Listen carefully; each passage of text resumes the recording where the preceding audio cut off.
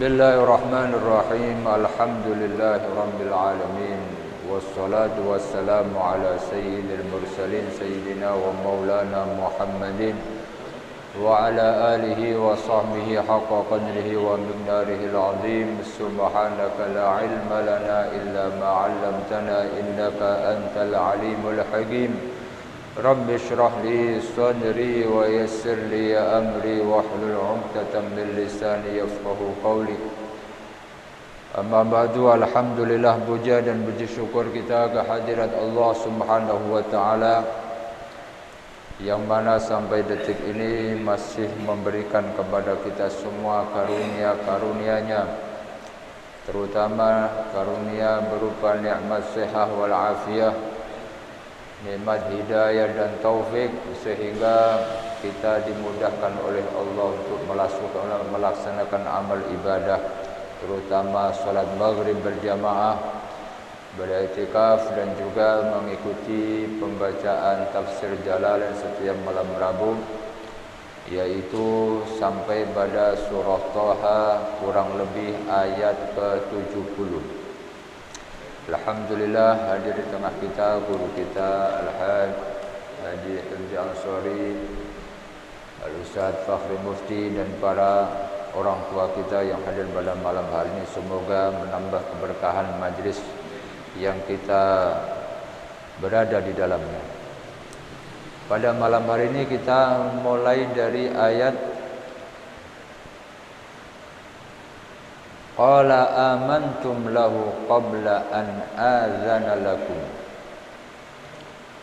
Qala amantum lahu qabla an azana lakum. Ayat 70. Iya. Jadi Fir'aun lagi ngambek. A'udzu billahi minasy syaithanir rajim. Bismillahirrahmanirrahim. Qala amantum lahu qabla an azana lakum. Innahu lakabirukumul ladzi 'allamakumus sihr.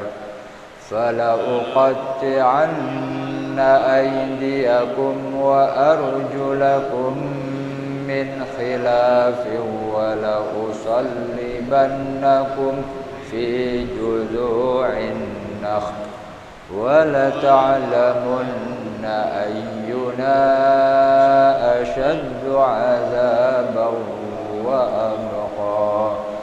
Qalu lan nu'thiraka 'ala ma ja'ana minal bayyinat والذي فطرنا فاقض ما أنت قاض إنما تقضي هذه الحياة الدنيا إنا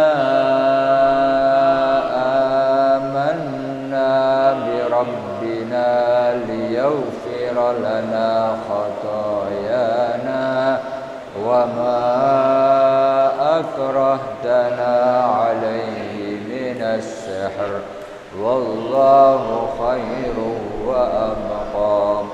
إنه من يأت ربه مجرما فإن له جهنم لا يموت فيها ولا يحيا ومن يأته مؤمنا قد عمل الصالحات فأولئك لهم الدرجات العلى جنات عدن تجري من تحتها الأنهار خالدين فيها وذلك جزاء tazakka. Shadaqallahul azim. Pada pertemuan yang lalu kita sudah menyampaikan tentang bagaimana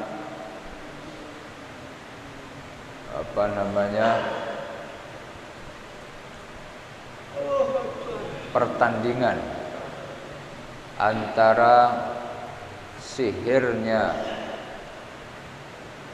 Fir'aun dengan Nabi Musa, di mana dalam kesempatan itu semua sihir yang disewa ataupun yang diperintahkan oleh Fir'aun, mereka mengakui bahwasanya yang dilakukan oleh Nabi Musa, yaitu merubah tongkat menjadi ular yang begitu besar, mereka semua faham, mereka semua langsung mengerti bahwasanya ini bukan sihir. Yang dilakukan oleh Nabi Musa ini bukan lagi sihir, karena ilmu sihir itu tingkatannya nggak sampai seperti itu, sehingga tukang sihir itu langsung sujud beriman kepada Nabi Musa dan beriman kepada Tuhannya Nabi Musa. Melihat sihir, tukang sihir yang jumlahnya 72 yang diperintahkan oleh Fir'aun semua sujud, akhirnya Fir'aun mengatakan, qala amantum lahu qabla an adzana lakum. Kalian semua beriman kepada Musa padahal kalian belum minta izin kepada saya, atau saya belum memberikan izin kepada kalian. Innahu lakabirukumul ladzi 'allamakumus sihr. Berarti Musa ini adalah maha guru kalian dalam urusan sihir. Karena kalian berani melangkahi Fir'aun, melangkahi saya selaku raja. Ketika kalian disewa ke sini bukan untuk tunduk kepada Nabi Musa, tapi untuk melawan Nabi Musa. Akhirnya Fir'aun memberikan ultimatum, fala uqatti'anna aydiyakum. Karena kalian sudah berani membangkang kepada saya, maka fala uqatti'anna, maka sungguh akan aku potong-potong aidiyakum, tangan-tangan kalian, wa arjulakum, dan kaki-kaki kalian, min khilafin, secara bersilang. Kalau yang dipotong tangan kanan berarti yang dipotong kaki kiri. Kalau tangannya dipotong tangan kiri yang dipotong, maka kaki sebelah kanan yang dipotong. Jadi pemotongannya bersilang.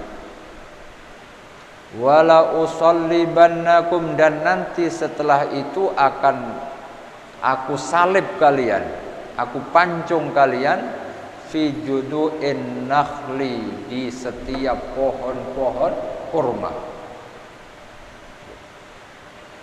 Jadi dipamerkan di hadapan orang banyak bahwasanya ini loh balasan bagi orang yang berani membangkang kepada Fir'aun. Wala ta'lamunna, dan biar semua kalian itu mengetahui, ayyuna, siapa di antara kami, siapa di antara Fir'aun dengan Allah, asyaddu azaban, yang paling pedih azabnya, wa abqa, dan lebih langgeng siksaannya. Jadi Fir'aun mengancam seperti itu kepada tukang-tukang sihir yang sudah beriman kepada Nabi Musa. Kalian bakalan saya cincang, saya potong tangan kalian secara silang, dan nanti tubuh kalian akan kami pancung di pohon-pohon kurma. Mendengar ancaman seperti itu, apakah tukang sihirnya Fir'aun lantas nyalinya menjadi kecil? atau menjadi takut dan seterusnya. Dengan serentak mereka mengatakan qalu lan nu'thiraka ala ma ja'ana minal bayyinat. Lan nu'thiraka, kami tidak akan berpihak kepadamu wahai Fir'aun. Kami tidak akan berpihak kepadamu. Ai nakhtaruka, kami tidak akan memilih engkau sebagai Tuhan kami. Ala ma ja'ana minal bayyinat, setelah apa yang datang kepada kami dalam bentuk bukti-bukti yang nyata. Ai adalah ala sidqi Musa, petunjuk akan kebenaran dari Nabi Musa alaihissalam. Jadi setelah melihat bukti bahwasanya ini adalah mukjizat, ini bukan sihir, kemudian tukang sihir itu semua beriman kepada Nabi Musa, dan imannya itu tidak bisa digoyahkan oleh ancaman-ancaman Fir'aun.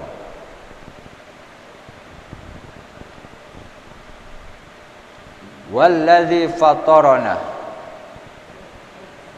dan zat yang telah menciptakan kami.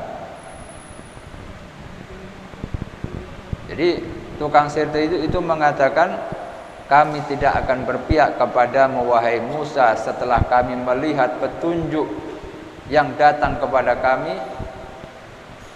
dan juga kami akan beriman kepada Allah yang menciptakan kami. Faqdi ma anta qad, silahkan putuskan apa yang bisa kamu putuskan. Silahkan atur, mau menghukum kami dalam bentuk apa terserah. Itu jawaban dari tukang sihir. Faqdi ma anta qad, putuskan saja, terserah yang kamu suka wahai Fir'aun. Kami mau dibikin apa saja kami pasrah. Mau dipincang, mau dicincang, mau dipenggal, mau diapapun, terserah engkau membuat apa. Faqdi ma anta qad, isna ma qultahu, maksudnya terserah, lakukan apa yang kamu suka. Innama taqdi hadhil hayatad dunya, yang kamu bisa putuskan itu, kamu itu hanya bisa memutuskan, keputusan kamu itu hanya bisa berlaku di dunia saja. Innama taqdi hadhil hayatad dunya, kamu hanya bisa memutuskan selama engkau ada di dunia. Keputusan kamu itu hanya berlaku di dunia. Kamu bisa membuat aturan itu hanya sebatas di dunia ini. Innama taqdi hadhil hayatad dunya.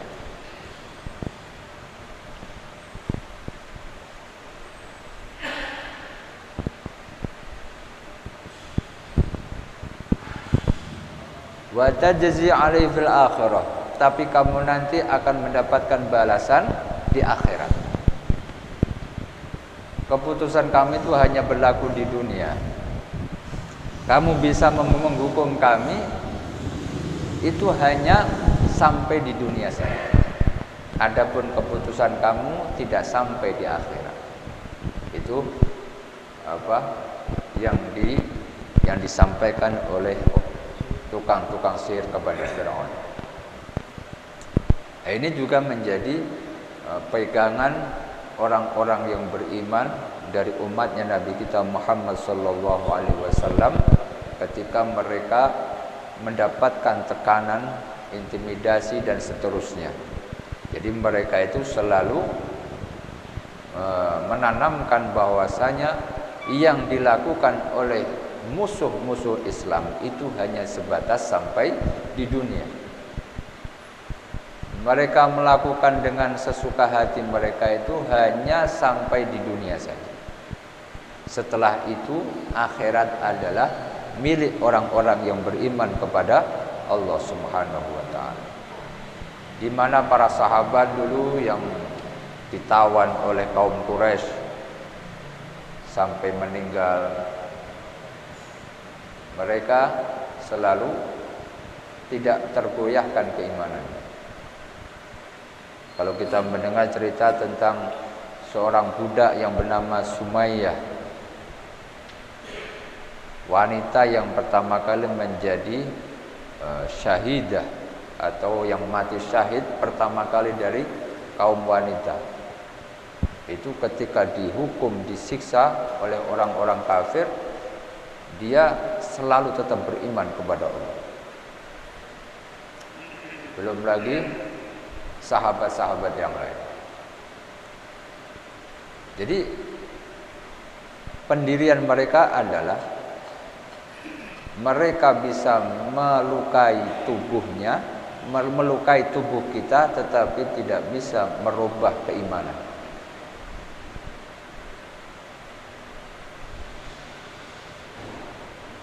Jadi kalau kita membaca sejarah orang-orang yang disiksa, ulama-ulama yang disiksa, pasti mereka mempunyai pendirian yang kuat di dalam memegang agama Islam. Jadi seperti yang dilakukan oleh tukang-tukang sihirnya Fir'aun yang beriman kepada Nabi Musa. Inna amanna bi rabbina, sesungguhnya kami ini sekarang amanna, beriman, bi rabbina, dengan Tuhan kami yang sesungguhnya. Bukan engkau Tuhan kami, tapi Allah Tuhan kami.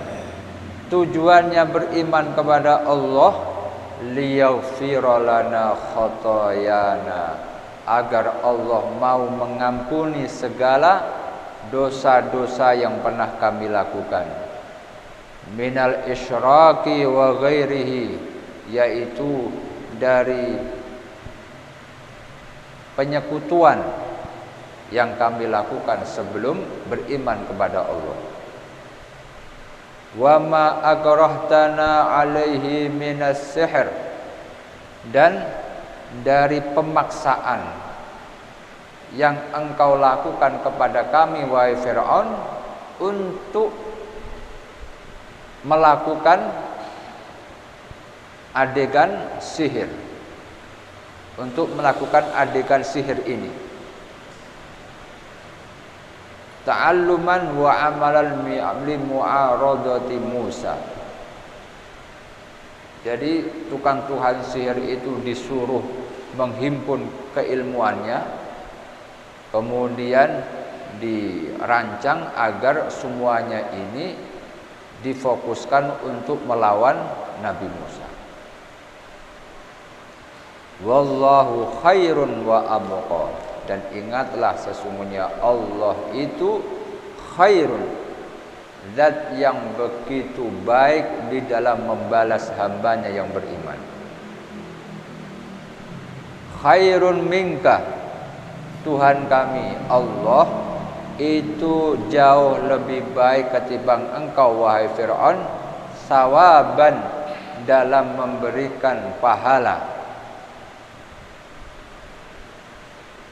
Idza uti'a, apabila Allah itu ditaati perintahnya.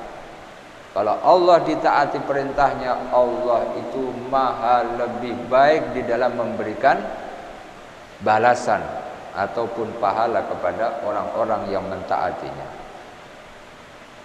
Wa abqa, dan lebih langgeng, minka ketimbang engkau wahai Fir'aun, azaban, dalam memberikan azab. Iza usiya, qala iza usiya, apabila dilanggar perintah Allah Subhanahu wa taala. Qala ta'ala, kemudian Allah berfirman, innahu may ya'ti rabbahu, sesungguhnya orang yang mendatangi Allah, yang menghadap kepada Allah, ya'ti rabbahu mujriman, dalam keadaan berlumur dosa, kafiron, datang menghadap kepada Allah dalam keadaan kafir, tidak beriman kepada Allah, kafir'aun, seperti Fir'aun, fa innalahu, sesungguhnya bagi orang yang kafir tersebut, naru jahannam, neraka jahannam, di mana ketika mereka dimasukkan ke dalam neraka jahanam tersebut, la yamutu fiha, disiksa sekian ratus tahun, sekian banyaknya, dengan siksaan yang sangat pedih, la yamutu fiha, itu yang disiksa tidak mati,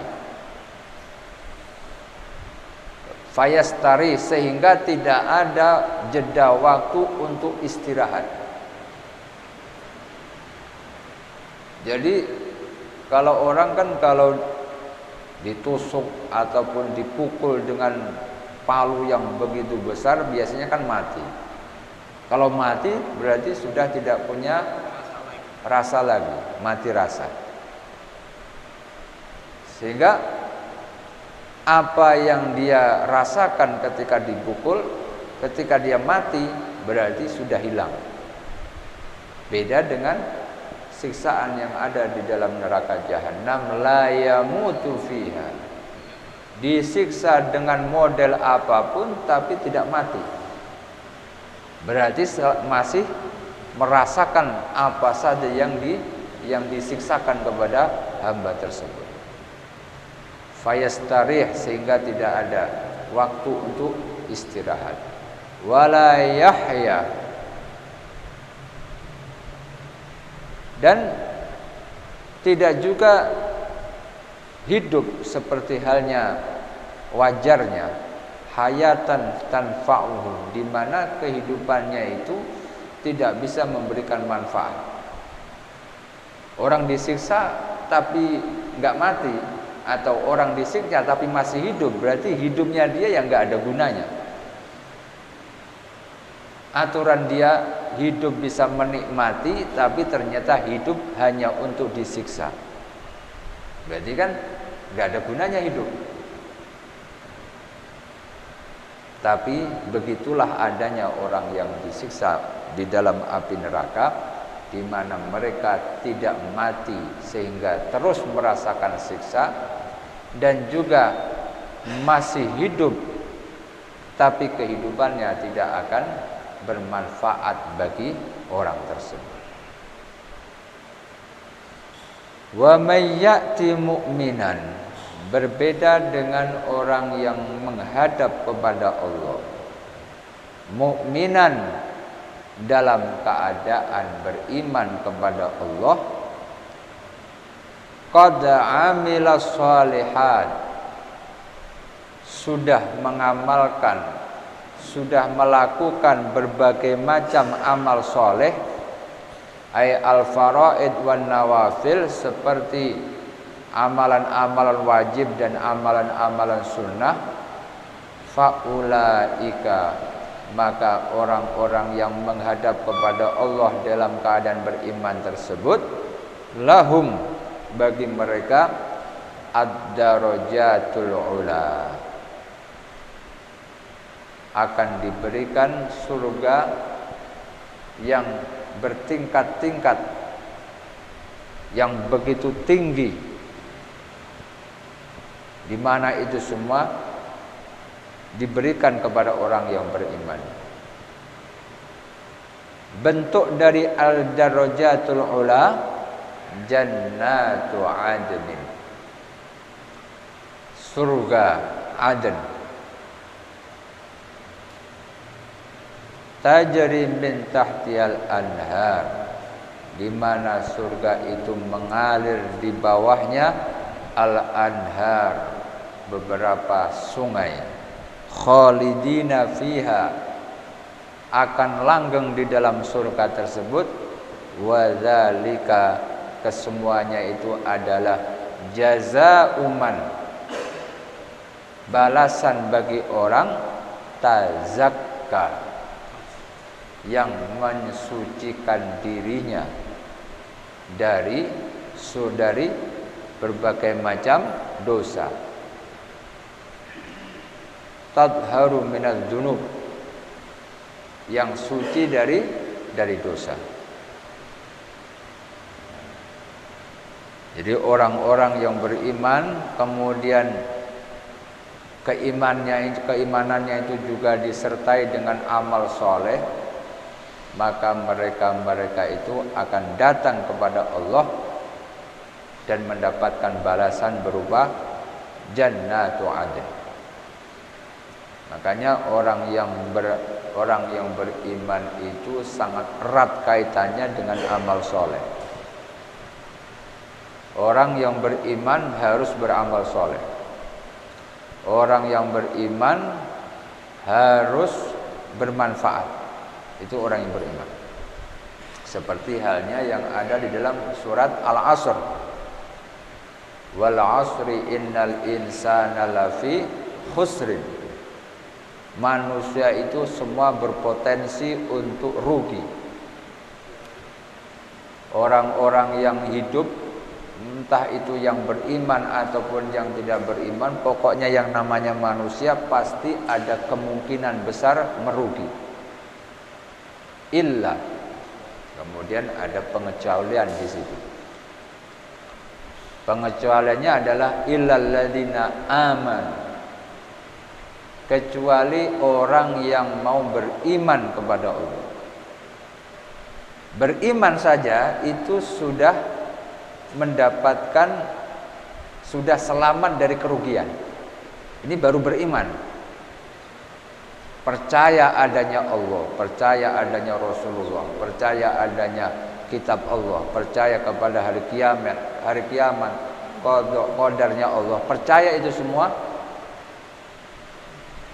Beriman saja itu sudah dia selamat dari kerugian hidup di dunia. Tapi tidak boleh hanya sebatas beriman saja. Harus ada bukti nyata dari keimanan. Wa amilus sholihah. Pokoknya orang yang masuk surga itu bukan hanya beriman saja, pasti dibarengi dengan wa amilus sholihah.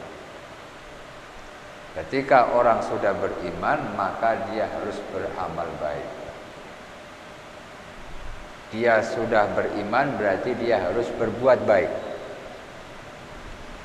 Amal baik, kalau yang wajib ya sholat 5 waktu. Itu harus. Orang beriman kalau nggak sholat berarti bukan orang yang beriman. Orang yang beriman berarti melakukan kewajibannya, sholat 5 waktu, wal faraid wan nawafil, dan juga disertai melakukan ibadah-ibadah sunnah.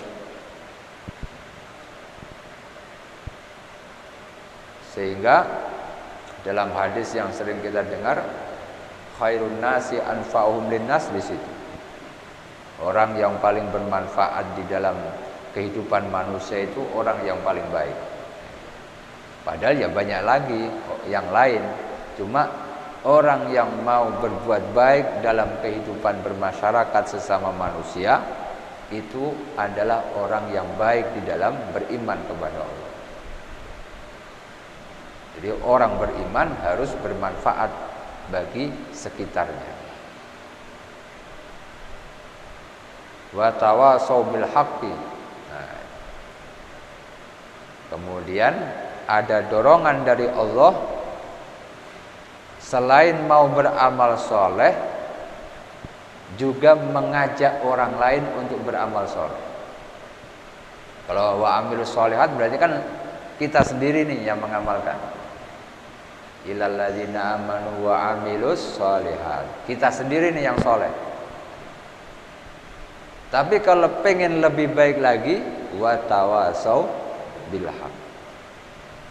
Ngajak orang lain untuk melakukan amal soleh. Wa tawasau bil haqqi. Wa tawasau bil haqqi ini berarti butuh ada keberanian. Keberanian dan juga butuh mental yang kuat untuk mengajak orang lain melakukan amal baik. Biasanya orang mau mengajak orang lain untuk beramal baik itu agak segan karena beranggapan, oh saya masih banyak dosa, masa ngajak teman untuk melakukan kebaikan, kayaknya belum pantas. Biasanya seperti itu. Bisikan seperti itu kelihatannya bagus, tapi itu ditumpangi sama setan. Sehingga kita mau mengajak orang lain beramal baik, akhirnya kita urungkan karena ada bisikan, oh saya masih belum pantas. Nanti kalau saya ngajak orang tersebut, kemudian orang itu jadi baik, lalu saya kembali kepada kemaksiatan, nanti apa kata orang? Jadi banyak spekulasi di dalam mengajak orang lain. Nah, itu termasuk bagian dari bisikan setan. Sehingga orang yang awalnya sudah kepengen ngajak orang lain beramal baik, kemudian mengurungkan niatnya. Sebenarnya kita walaupun masih tidak baik, tetap kita kalau bisa mengajak orang lain melakukan kebaikan. Walaupun kita belum mampu, paling tidak orang yang kita ajak itu sudah melakukan kebaikan. Kemudian kita yang baru bisa mengajak, belum bisa beramal, akan mendapatkan pahala seperti yang dilakukan oleh orang yang kita ajak. Karena kan dalam hadisnya, man dalla ala khairin kafa'ili. Orang yang menunjukkan kepada kebaikan itu sama pahalanya dengan orang yang melakukan kebaikan. Makanya yang paling banyak pahalanya dibanding imam adalah muadzin. Muadzin paling banyak pahalanya. Muadzin, tukang azan, itu paling banyak pahalanya. Ngajak orang ingat waktu sholat, kemudian datang ke masjid, sholat berjamaah. Itu kalau per orang 27 derajat per satu orang. Umpama masjid ini penuh 1000 lah hitungannya. Berapa itu kira-kira yang didapat oleh muadzin? Kelihatannya sepele kan? Tukang azan, kelihatan tukang azan. Tapi kalau direnungi pahala yang didapat oleh muadzin, bisa dihitung seberapa banyak orang datang ke masjid dan seberapa banyak orang ketika dengar azan suaranya itu dia ingat waktu sholat, kemudian sholat. Entah itu di masjid, entah itu di rumahnya. Itu berapa? Nah, jangkauannya sampai berapa kilo ini suara? Kan masuk dalam kategori mandalla ala khairin kafa'il. Yang menunjukkan kebaikan maka sama dengan pahala yang didapat oleh orang yang melakukan hal tersebut. Makanya orang kalau azan nanti di hari kiamat itu derajatnya tinggi. Karena itu ibadahnya cuma nggak nyampe 5 menit. Azan berapa menit ya? 5 menit lah paling banyak. Paling panjang 5 menit. Tapi pahala yang didapat kelihatan dan nyata. Lihat aja yang datang ke masjid berapa orang. Itu yang kelihatan. Yang nggak kelihatan, yang mereka sholat di rumah. Karena dengar azan kita, kemudian dia ingat waktu sholat, kemudian sholat di rumah. 1 RW berapa orang? Kalau 2 RW, tinggal hitung sendiri. Itu baru satu waktu. Kalau subuh yang adzan dia, zuhur yang adzan dia, asar, maghrib, isya, per hari berapa dia dapat pahala?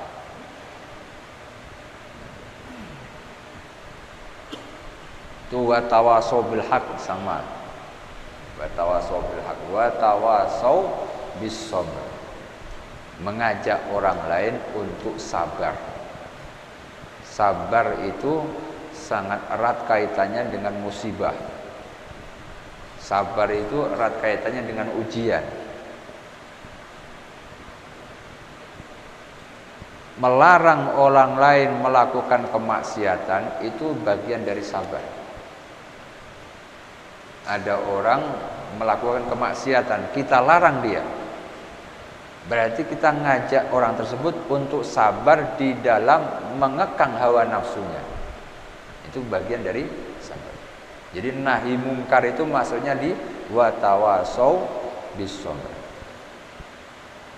Melarang orang lain atau membubarkan lokalisasi, membubarkan tempat minum-minuman keras, itu bagian dari wa tawasau bis sabr.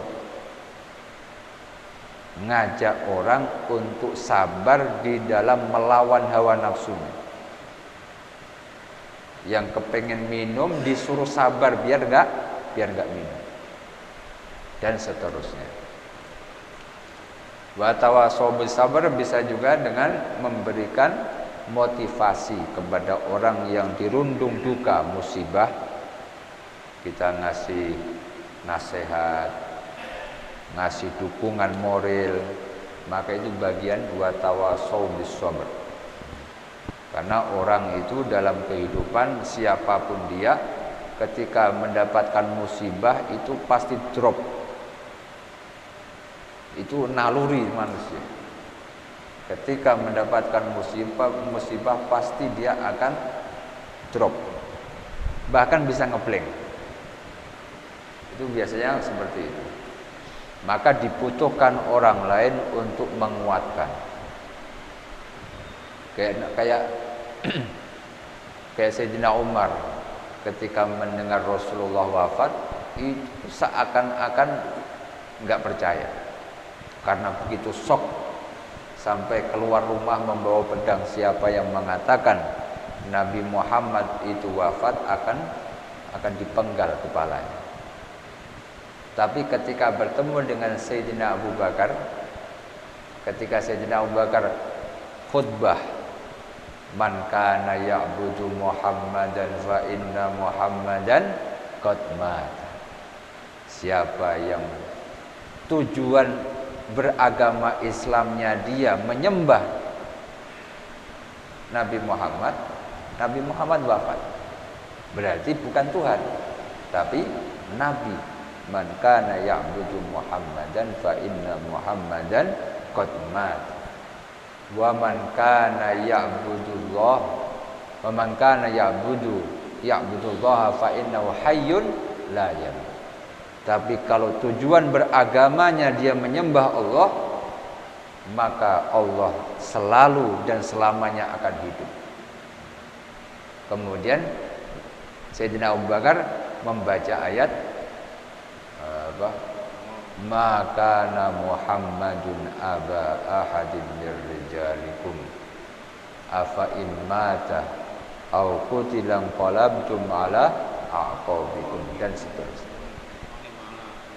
Disadarkan oleh ayat tersebut bahwasanya namanya nabi dan rasul itu pada waktunya juga akan wafat seperti manusia. Mendengar ayat itu, Sayyidina Umar berkata, aku seakan-akan baru pertama kali mendengar ayat tersebut. Padahal Sayyidina Umar sangat paham tentang Al-Quran. Tapi karena shock pada saat itu, mendapatkan musibah yang sangat besar, sehingga ayat itu hilang. Diingatkan oleh Sayyidina Abu Bakar, sehingga beliau mengatakan seakan-akan ayat itu baru turun, padahal sudah sering dihafal oleh Sayyidina Umar. Begitulah dalam kehidupan, kita wa tawassaw bis sabr, memberikan nasihat, motivasi, memberikan dukungan moral kepada orang yang terkena musibah itu sangat penting untuk menguatkan rohaninya. Qad amila sholihati fa ulaika lahumud darajatul ula jannatu adnin tajri min tahtihal anharu khalidina fiha wa dzalika jazaa'u man tazakka. Yang mau masuk surga harus tazakka, harus membersihkan dirinya dari dosa. Kemudian walaqad auhayna ila Musa an asri bi ibadi fadrib lahum tariqan fil bahri yabasa la takhafu darakan wala takhsha walaqad auhayna, maka sungguh kami berikan wahyu kepada Nabi Musa an asri, asra yusri, memerintahkan Nabi Musa agar melakukan perjalanan di malam hari, keluar dari Mesir malam hari.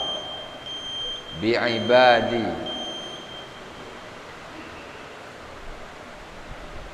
ay asri bihim lailan min ardi Misr. Diperintahkan oleh Allah, wahai Musa, kamu keluar dari Mesir beserta pengikutmu pada malam hari. Fadrib, maka bikinlah, buatlah, lahum, buatkan untuk pengikut-pengikutmu bidorbi bi'asaka, buatkan jalan untuk pengikut-pengikutmu melalui tongkatmu. Tariqan fil bahri, buatkan jalan di tengah laut. Jadi ini di luar logika.